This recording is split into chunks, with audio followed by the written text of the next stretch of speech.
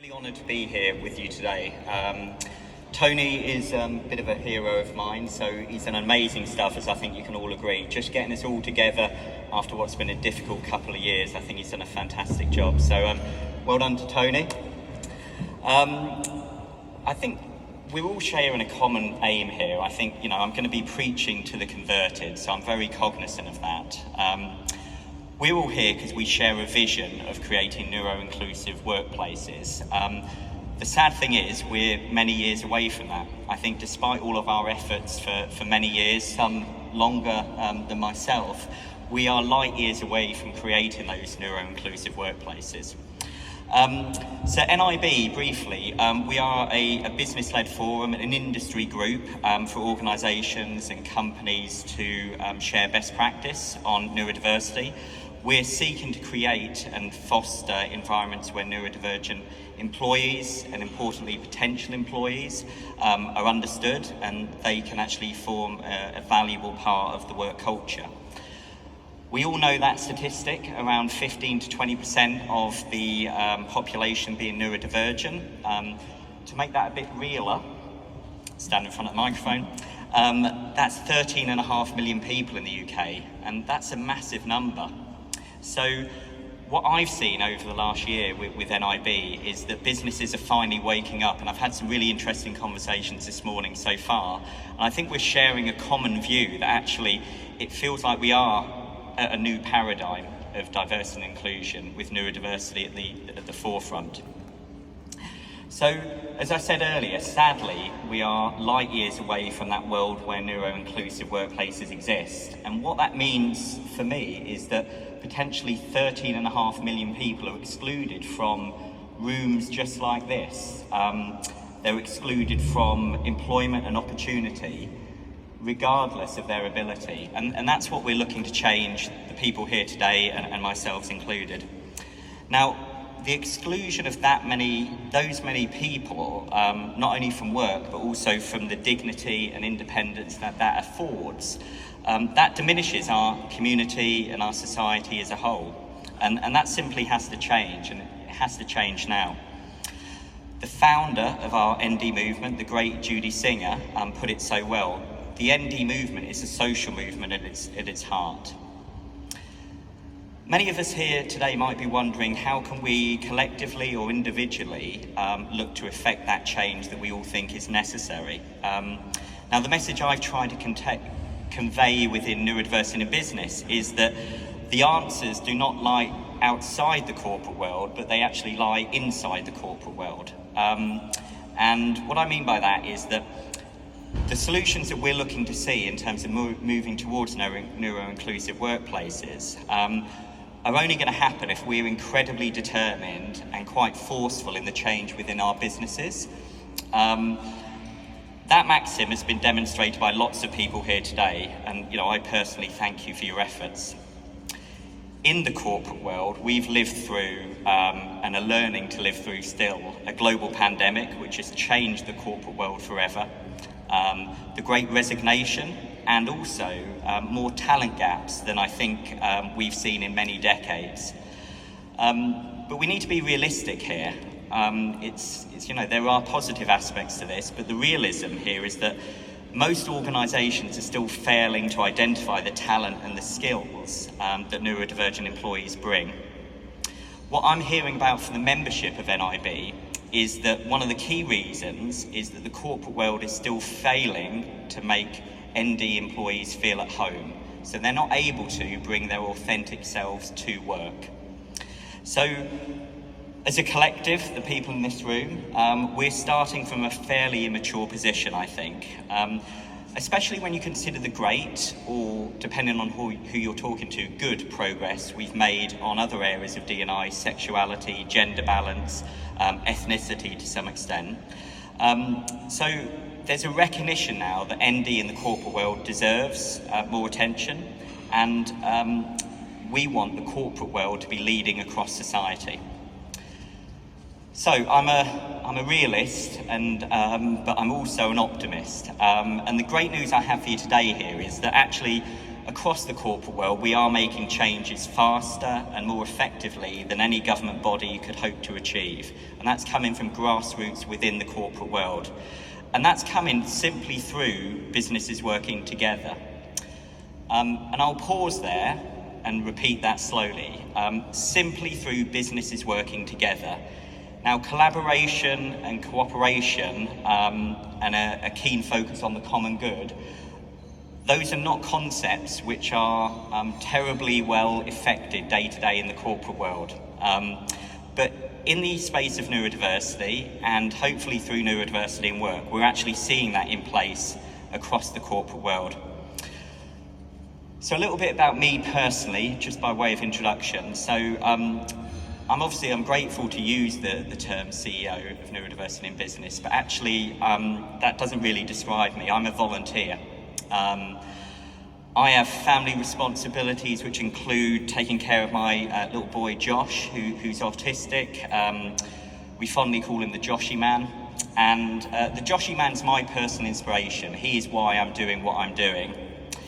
So for me, NiB is not just a charitable cause, but it's something I've heavily invested my emotions in, because I want to see that socio-economic change for all neurodivergent individuals. And we at NiB want to be the key driver and supporter of that in the corporate world, working collaboratively with the many partners who do this fantastically well.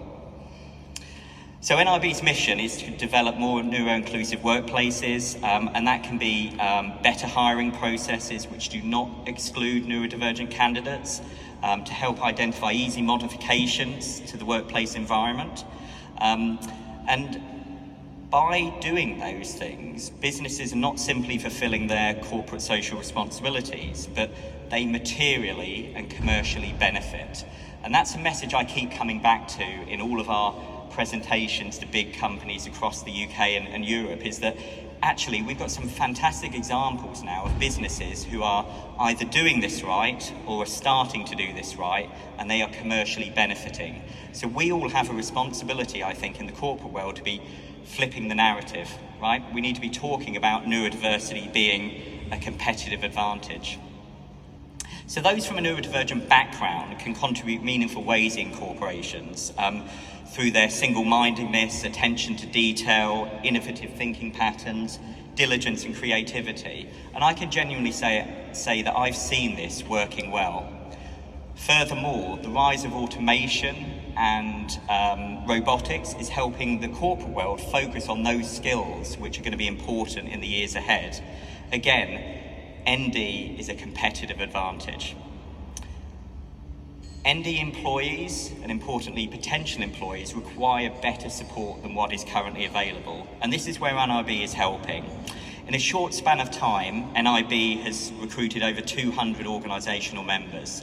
I'm not going to name check all of them, but they include the likes of most of those who are up on the screen, but Lloyds Banking Group, O2, Rolls-Royce, GCHQ, AstraZeneca, IBM, Network Rail, KPMG, PwC, Capita, Heathrow, who are here today, Virgin, Unilever. So we've also got a lot of international members, so Google and Amazon. And for me, that's really empowering, because the message I'm hearing is that the corporate world is starting to get our message.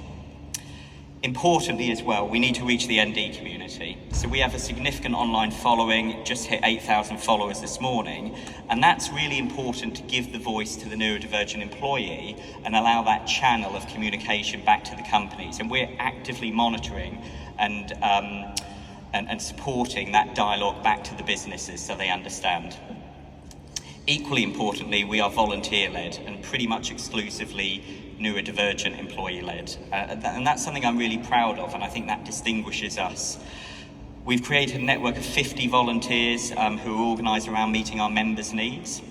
In the last few months, we've also established our amazing board on the advisory board, who are the heavyweights across the ND ecosystem, and our co-production board, who are the people who keep us honest to that mantra, nothing about us without us. We've also created an organisation recognised and supported across the political divide, and one where we're helping to change that narrative across the corporate world, from the medical view of neurodivergence to the societal model, where actually everyone is valued.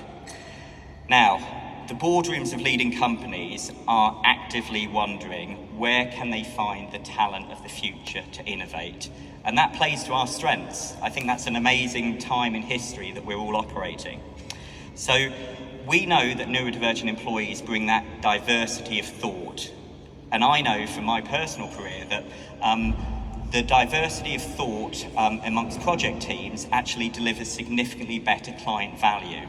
So we're in a really great place. So I do want to end with some optimism here, is that I really do feel that we're starting fresh on this journey, and we are incredibly well placed to deliver. The stark fact is that businesses actually have that talent already. They have it within their organisations. They're simply not using it to its full extent. So we're moving to a person's first and a person-centric development and learning approach, and that's going to unlock the untapped ability for the skills of the future, which are so significantly required. Neurodivergent employees or potential employees should not be forced to fit into our existing workplaces. It's really important that businesses hear that. We don't need to change those people. Society and the workplace needs to change to get the best out of them. The corporate world needs to embrace and support this change. So today, I vocally assert that businesses need to start again by reflecting upon what a neurodivergent job description looks like. Where should organisations look for talent? Where are those individuals who have been disenfranchised from the education system? Let's go to them rather than expect them to come to us through our rather old-fashioned recruitment processes. How do I interview for ability over experience? How do I get managers to truly lead people to deliver their best self in the workplace? And lastly, how do organisations onboard individuals that actually celebrate those differences and maximises their impact? So as I opened with earlier, neurodiversity in business is but a coalition, it's but a collective. So we are built on that collaboration, and together I'm confident that we are working towards tearing down those barriers towards integration and better employment. So please do join the NiB mission. Let's work together to tear down those barriers that I mentioned today and transform the neurodiversity narrative to a better and a more inclusive, neuro-inclusive world. Thanks for your attention.